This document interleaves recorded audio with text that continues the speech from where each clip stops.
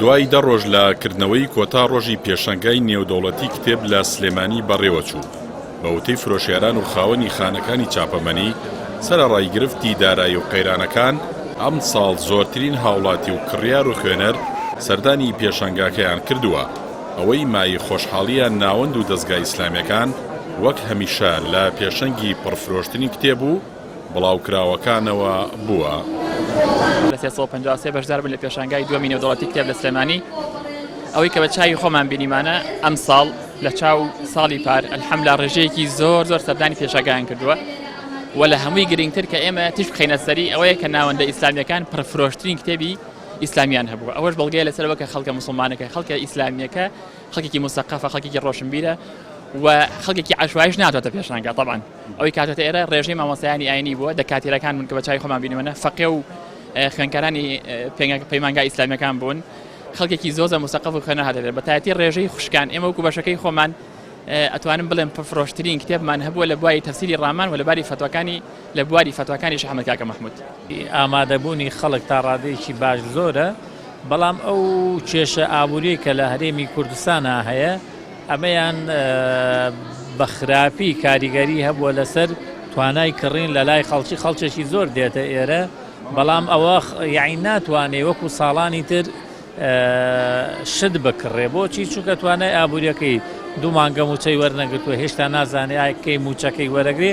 ئەمەیان کاریگەری لەسەر خەڵکی زۆر بەزەقی لە پێشەنگاکەی هەستی بێکرێ.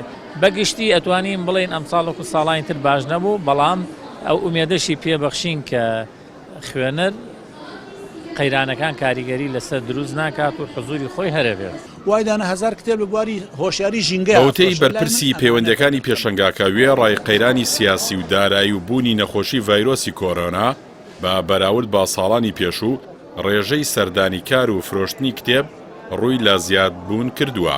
ئەوەی بۆ ئێمە گرنگە ئەوەش ئەوەیە کە خەڵکی هەرێمی کوردستان و بە تایبەتی سلێمانی ڕوویان لە کڕین و خوێندنەوەی کتێبە.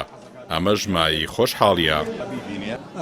کاریگەری قەیرانی دارایی سیاسی و کرۆنایش لە هەرێمی کوردستانە بە توندی ڕەنگی داوەتەوە، بەڵام ئەمساڵ پێشەنگای کتێب ئەو گرفتانەی تێپەڕاند بە حکمەوەی خەڵکێکی زۆر بە تامەزرۆییەوە چاوەڕوانی پێشەنگای کتێبەکە.